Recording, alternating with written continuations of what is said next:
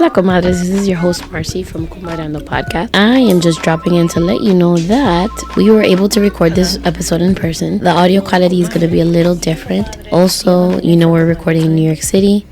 So there are going to be some noises in there that we were not able to edit out, but it does not remove from the content of the episode. And without further ado, Hola Comadres, welcome to another episode of Comadreando podcast. I'm your host Marcy, and today we have an amazing guest, Suzie, and I will let her introduce herself. Who are you?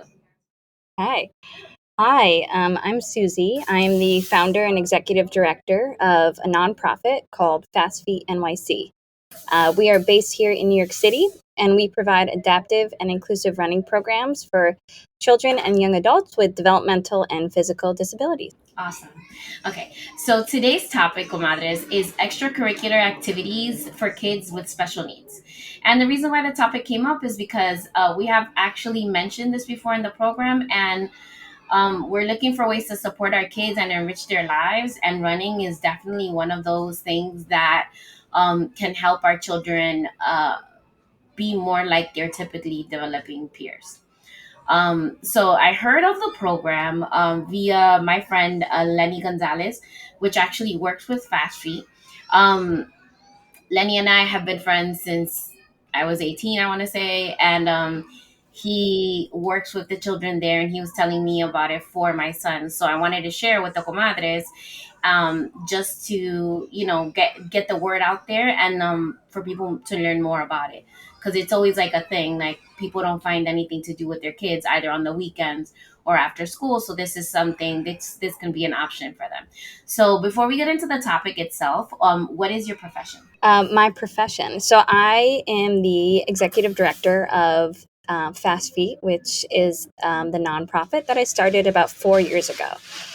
Prior to starting Fast Feet, I was a public school mathematics teacher and a youth running coach. So I was able to sort of combine two of my passions, running and education and working with children, and to really, see a need, as you were saying, for inclusive athletic programming for children of all abilities, both neurodiverse, children with physical disabilities, and neurotypical children. And I was, saw really a lack of adaptive athletic programs for, so many kids here in New York City. And I really wanted to, like I said, marry two of my passions and start this nonprofit. And it has been pretty amazing 4 years, and watching it grow, and all these amazing people in our community who have supported it and really helped us flourish. And,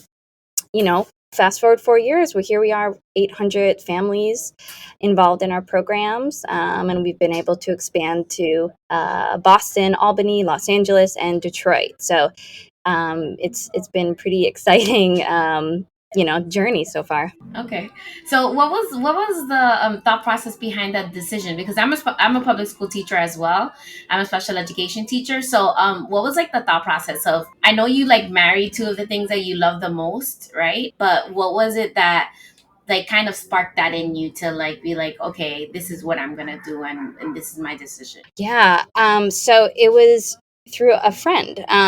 Like I said, I had been, teaching math at a middle school in Bushwick, and a co-teacher of mine, the English teacher, we decided to start an after-school running club for our students. We had about 50 kids sign up for the first season. We had so much fun, running outside, and in the winter it was cold, but we were out there doing it, having a blast. And around the same time, I had a really close friend working at a school for children with autism.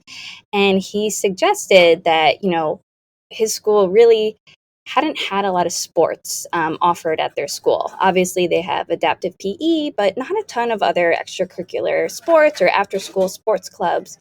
And he thought running could be a great start for the school. So he connected us, and I went into that school, and I started, just a small once or twice a week running club for about 20 students at that school, working with their adaptive PE teacher, occupational therapist, physical therapist. And that's where I really fell in love with, this this work and working with children with autism and all of the amazing teachers and instructors and therapists that are involved in these schools. So that really sparked I think like the love of this Mhm. work, and it also really opened my eyes to the need in New York City for inclusive athletic programming. I love that. Yeah, like throughout my journey as an autism mom, because my son's already 13 years old, it's been a challenge to find extracurricular activities for him to do,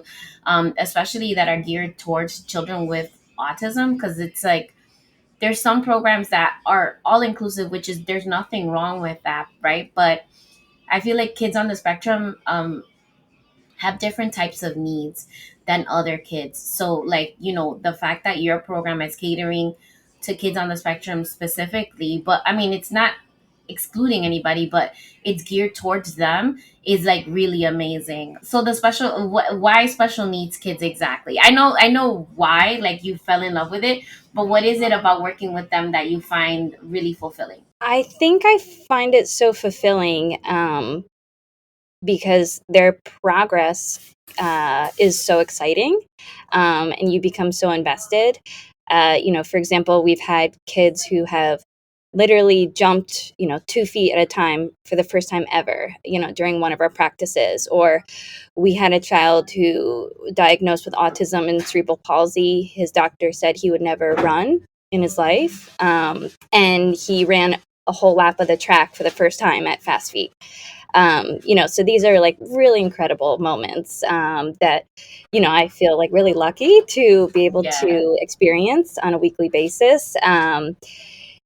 So if you come to a practice and you volunteer or you just watch, you're just like, wow, like this is amazing. We have just students really pushing past any limitations that maybe have been placed on them, or just just doing pretty incredible things while still just being a kid and having a lot of fun with their teammates. Yeah. Really having fun, getting competitive and racing, having their parents watch them. So I think it's just really special to watch those huge milestones occur, season after season, week to week. Just, we've seen huge progression. And then also celebrating that really small progression. Let's say a child was able to focus for 15 minutes straight at practice, and then Hmm. the next week, 20 minutes straight. Like, that's huge, that they were able to stay on task, follow directions, be engaged for that extra 5 minutes compared to the previous week. So, you get to celebrate the small progressions and then also like the huge milestones. So, it's so hard to like not be excited. Yeah. So the good thing about running is that it integrates proprioceptive input and everything else. So it's kind of like a whole body experience. It's not just like you're just running with your legs. Like it's so much more, and it integrates all the senses as well. I feel like running teaches you to be inside your body, which a lot of our kids on the spectrum have trouble with, like regulating their emotions and really recognizing like things that are coming up for themselves. So it help I for at least for me, when I'm running, I it helps me like kind of zone into the moment and not be worried about everything else that's going on.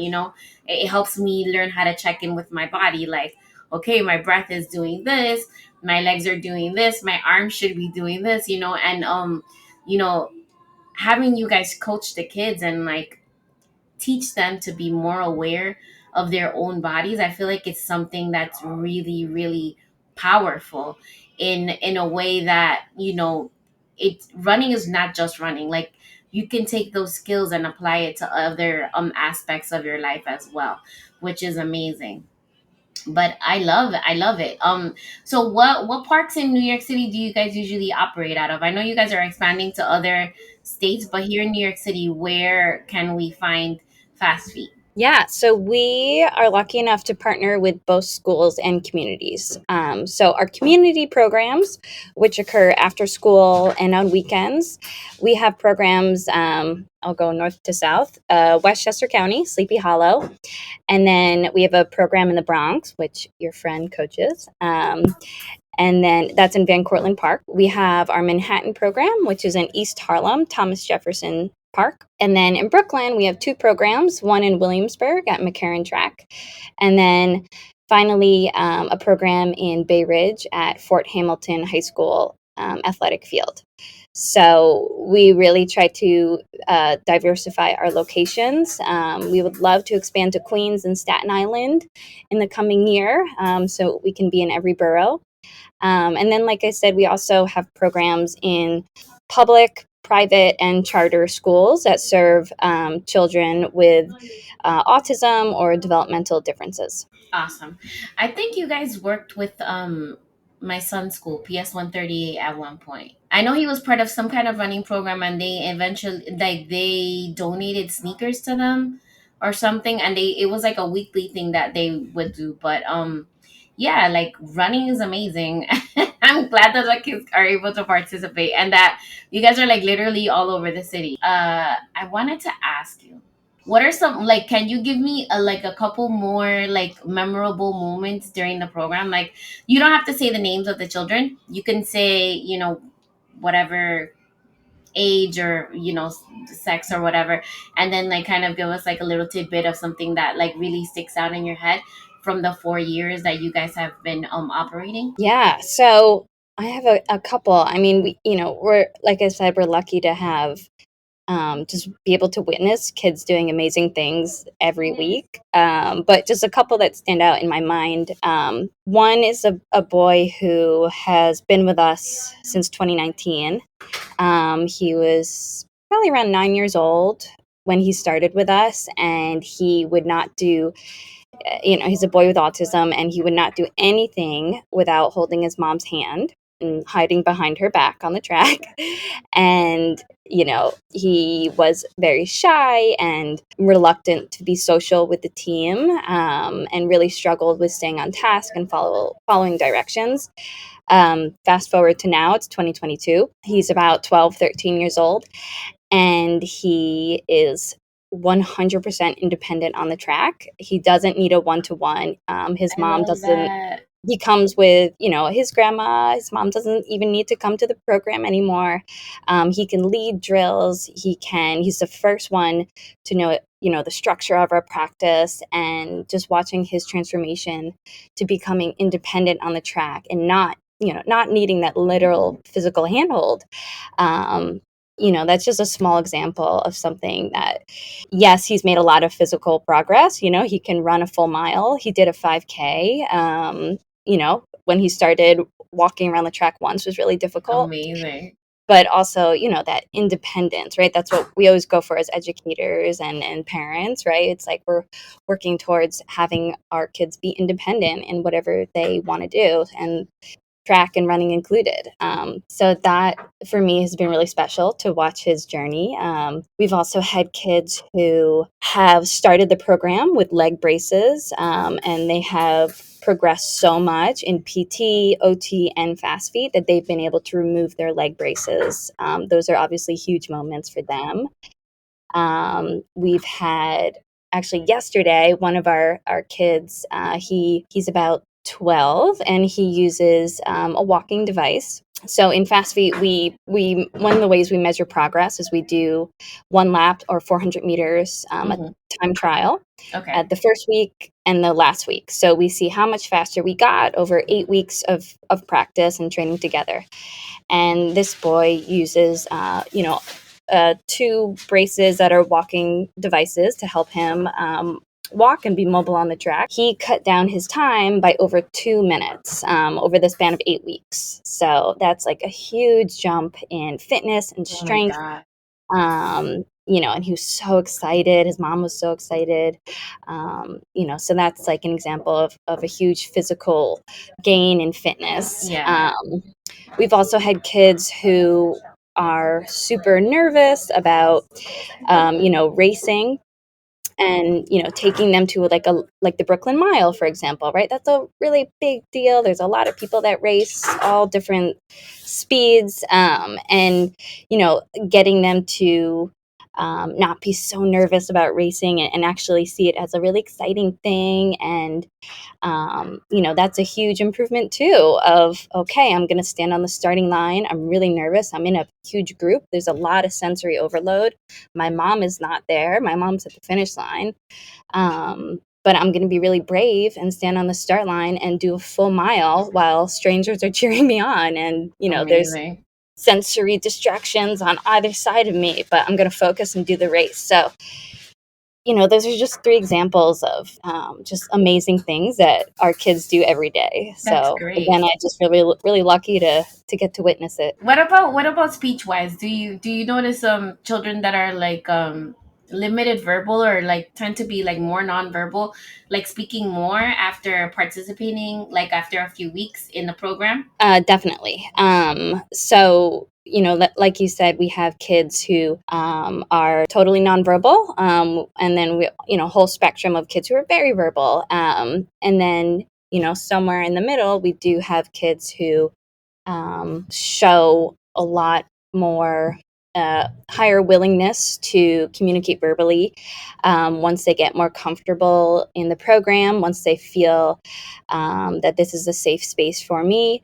They get used to the volunteers and the coaches and friends, and they want to really try to work on their verbal skills and communicating with their coaches and friends and volunteers. So we've certainly seen a lot of verbal development from our athletes as the season progresses. I've also heard both from parents and teachers that their child will open up to them a little bit more after Fast Feet. So whether that may be wanting to share what happened during practice with mom, it may be like, exercise does change our brain chemistry, and maybe after a running they feel more willing to share something with mom. And we've also had teachers and parents say that their child is able to perform at a higher level in school,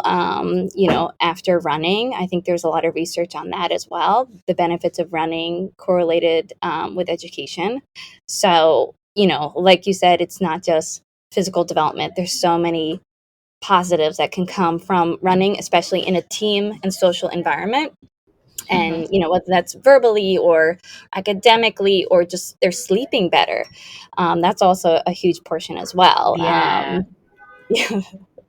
Like a lot of the parents, a lot of the comadres and the listeners, their kids have issues sleeping. And I know for a fact, for me, when I'm having, because I have issues sleeping, like during seasonal changes, and my son as well. So what we do is that we integrate walking into our routine to help us kind of like wind the day down and kind of, you know, work up, like work off that extra like nervous energy, and it helps a lot. So I've seen it in the classroom, and I've seen it also like within my son, that having like hard physical activities, not right before bed, because that spikes your adrenaline, but like a few hours before bed can help a lot with the transition into sleep later on in the day. um yeah, so that's, I'm sure the parents are very grateful for that. Yeah, I've definitely gotten messages of like, thank you so much. My kid slept 11 hours last night. Oh Like, my best god, night that's ever. Yeah. amazing. Yeah. I mean, I know for myself, like after a nice hard run, I sleep a lot better compared to days where you don't run or you just do, ride your bike. And I personally see a difference in my sleep patterns based on running and exercise. Amazing. So I have a question. You have to have a very special team. I know that for a fact, because to do the work that you guys do, and show up every week and take care of these kids and run this program, you have to have very special people working in your staff. Like, so I wanted to ask, what helps you make a decision to choose your staff? Like, is there anything that you look for in particular, to be like, yep, this is the person that should be working with our kids? Yes, great question. So, what makes our programs great are our coaches. They are incredible, and many of them, we really recruit coaches through our school partners. So many of our coaches are currently teaching at a school for children with autism, or they're a special education teacher. And we also want our coaches to live or teach in the community that they are coaching Fast Feet. So for our Bay Ridge program, we have a ton of our coaches. We have 6 coaches for our Bay Ridge program because it's so large. Mm-hmm. And the vast majority of them are teachers in the Bay Ridge area. So Okay. they might already know some of the runners through school. They already have, that really important background knowledge of how to best communicate and work with children with autism or children with disabilities. Mm-hmm. So we really prioritize, selecting coaches who have that background of working with students with autism or a developmental difference, plus then also having that background knowledge of running. So we do have coaches who, for example, one of our coaches in East Harlem, she was a collegiate track athlete, and she's also a teacher at NYC Autism Charter School. So, she really has the best of both worlds, having that background knowledge of being a collegiate runner, plus being a teacher of children with autism. So we really emphasize finding coaches with, that um, both background knowledge of both running athletics, special education. And then, I think to do this work, you have to be a great person and be really passionate about Yes. it. So, they're all just the most amazing, kind, energetic, loyal people. So, our kids love them. If a coach is absent, they're like, "Where's Coach Will? We miss him so much." They grow to have that attachment. Yeah. Yeah, so we're lucky to be able to find some pretty amazing coaches that That's make our programs amazing. great. Okay. So one of the things that I look for sure when I get to meet my son's teachers is whether they have people with special needs in their lives, because I feel like not only do you need the experience working with children with special needs, but if you have people in your life that are close to you that have special needs, you have a different sensibility and understanding of what their needs are as a person. So I feel like that is very, very important. So I wanted to ask you, what is your vision for Fast Feet within the next 5 years? Great question. So our vision, we are working really hard to expand our programs nationally. Like I said, now we have obviously our hub here in New York City, our largest group of programming. And this year alone, we've expanded to Albany in upstate New York, Boston, Detroit, and Los Angeles. So, that's 4 new locations plus New York City. So, we're in 5 different locations. Over the next 5 years, we'd love to expand, to 15 new locations. I would love to have Fast Feet in every state in America. Um, but that might be more of like a 10-year goal. But in 5 years, we definitely would love to expand to 15 new locations. Wow. And as we expand, we hear really similar sentiments of, we don't really have anything like this program where we live. Our kids deserve inclusive athletic programs that are tailored to best support them and fit their needs. So, we really hear over and over the same thing of, there's just a need for athletic programs that best serve students with autism or a physical disability or a developmental disability. And we hear that, and just kind of inspires us to keep working hard to expanding our programs, make them as accessible as possible and supportive as possible for our athletes and our families too. I really love that. So I have a question. Are there any children that you guys are like, no, we can't work with that athlete at the moment? We all children are welcome in our programs.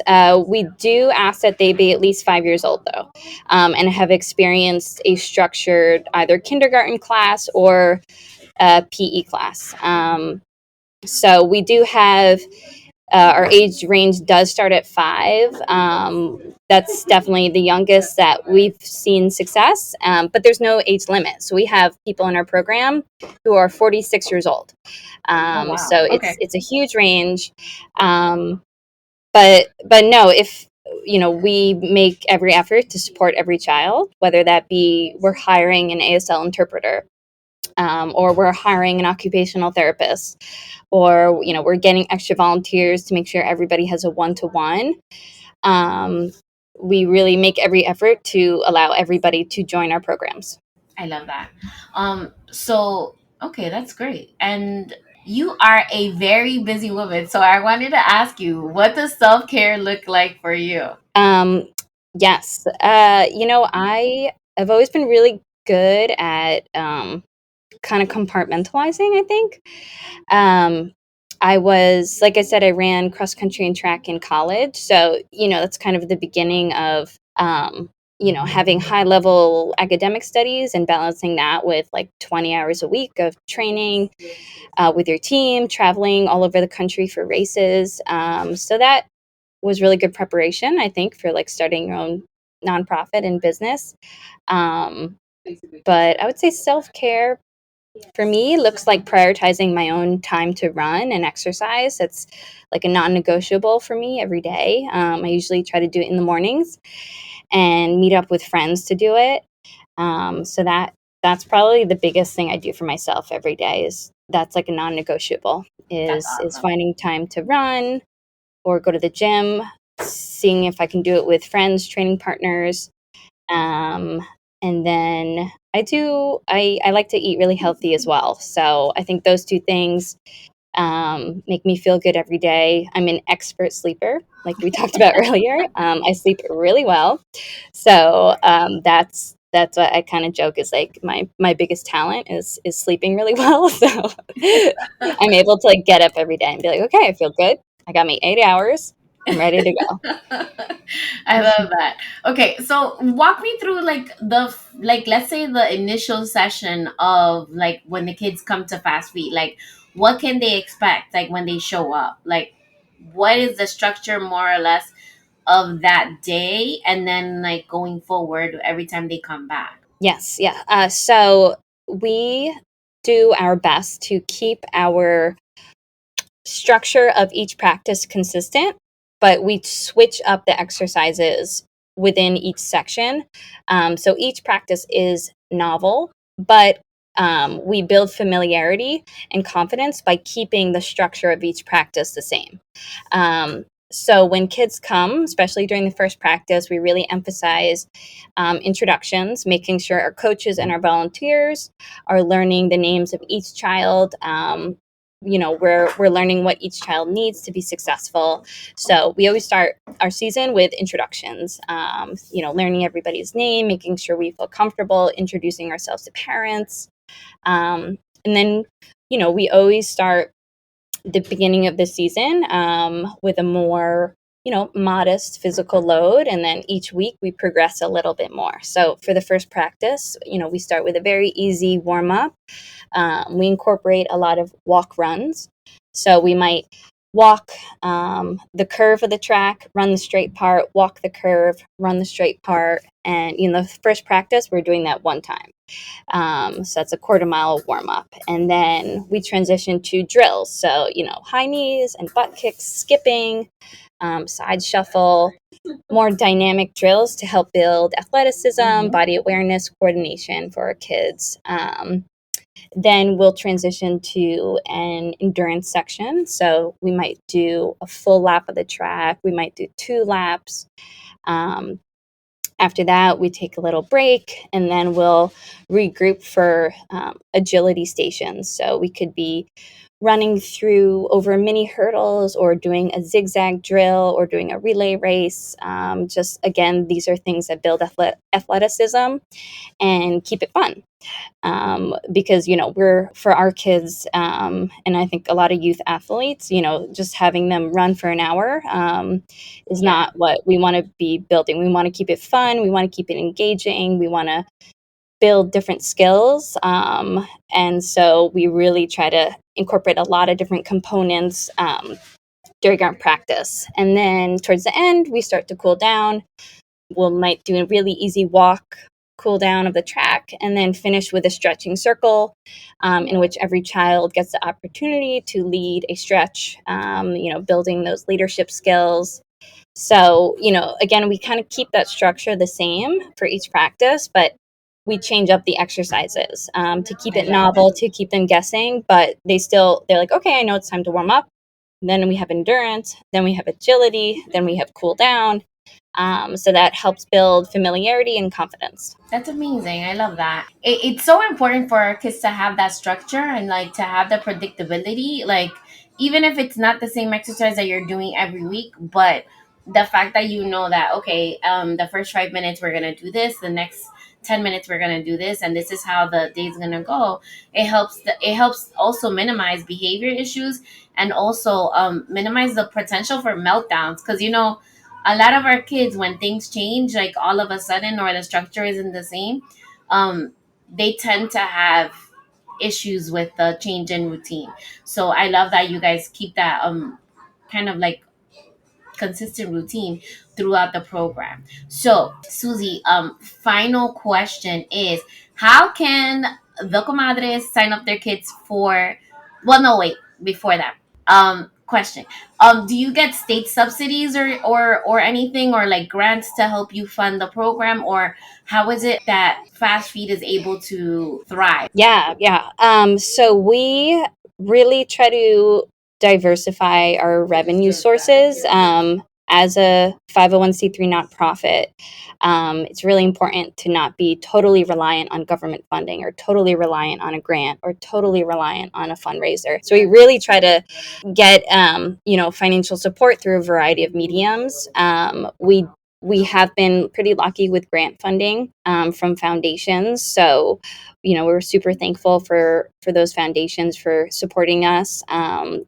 We don't receive government funding, but a lot of our students do pay for our programs through self-direction and OPWDD. So that is a really great resource for families and allows them to choose to use the funds that they receive from New York State to pay for our programs. So it's not coming out of our families' pockets; it's coming from state funding. And we have a number of great individual donors. We have some corporate sponsors.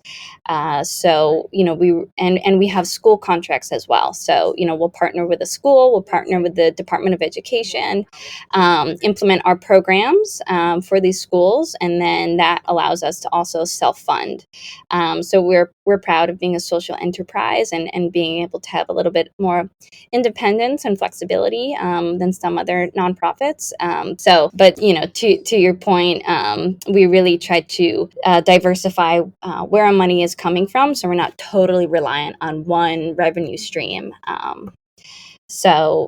think during the pandemic, that certainly opened a lot of people's eyes to, okay, wow, I really have to pivot and make sure that we can be financially secure and independent, and let's figure out a variety of ways that we can make sure that happens.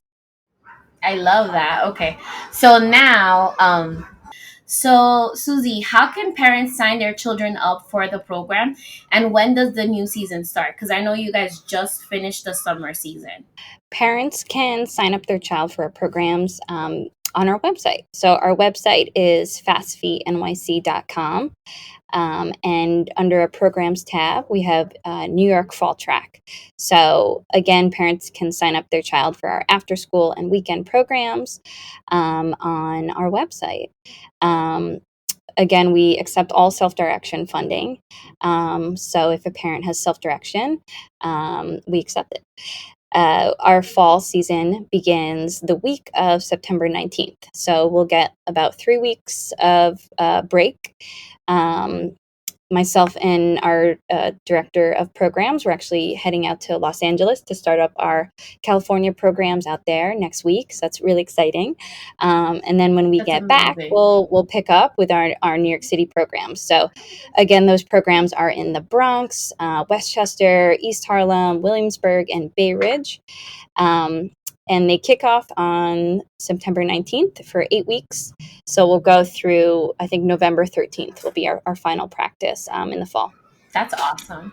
Okay. So that's pretty much it. I love your program. I like believe in everything you guys stand for, and I love the fact that you're like a teacher as well. It's like, you know, what I would hope for an after school program or like an enrichment program to have somebody that has a background in education to work with our kids as well. Because it's like, not that other people that don't have a background in education are not qualified, but you've been in the trenches, so to speak, and you know what it is to work with our kids, and then not only that, but you're bringing that knowledge and helping other people that are working with you and the coaches as well, which is amazing.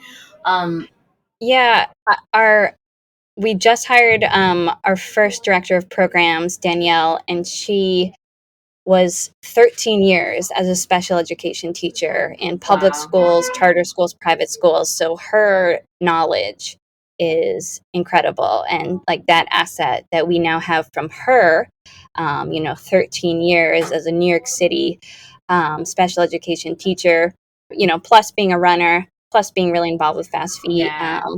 Having her as an asset now, we're super excited to bring in her background knowledge as well. And like you said, being an educator and a teacher, it's it's a different viewpoint. Mhm. And I think it hopefully helps us better serve our families and understand the needs of our kids, how we can best support everybody in being their best runners, students, family members. So thank you for saying that.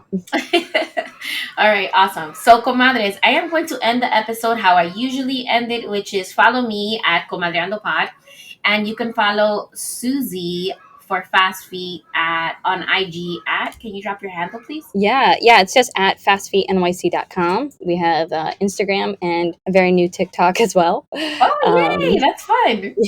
Yeah.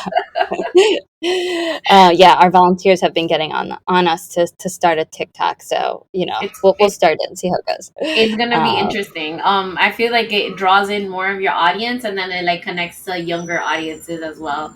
You know. yeah, So yeah, I've been notorious for falling into TikTok. So, I know that's what I'm afraid of. Yeah, but it's also like good to create other content that's gonna bring more awareness to your organization and like put your name out there as well. So if you have any questions for me or for Suzie, please feel free to send me a Comadre-Gram at my email, which is Marcy at comadreandopod.com, or slide up into my DM. Thank you for spending time with your comadres. And thank you, Suzie, for being on the show. And thank you so much for being flexible and rescheduling with me. I know it's been like a long time coming, but I'm so glad that we were able to record finally. oh yeah, likewise, no worries, and thank you so much for having us and for wanting to share about Fast Feet. That means a lot to us, so thank you. All right. Thank you so much. I will see you guys next time. Hola, comadres. That was a great interview. I hope you guys enjoyed it as much as I enjoyed recording it. I have a special announcement to make. Da-da-da-da! Our website is now live. You can find out all about the podcast on there. Also, our merchandise is up on the website as well. We are hosting via Squarespace. Make sure that you visit the site and cop all your comadre gear. The website address is www.comadreandopod.com. And don't forget to hit subscribe for our monthly newsletter, Comadre-Grams.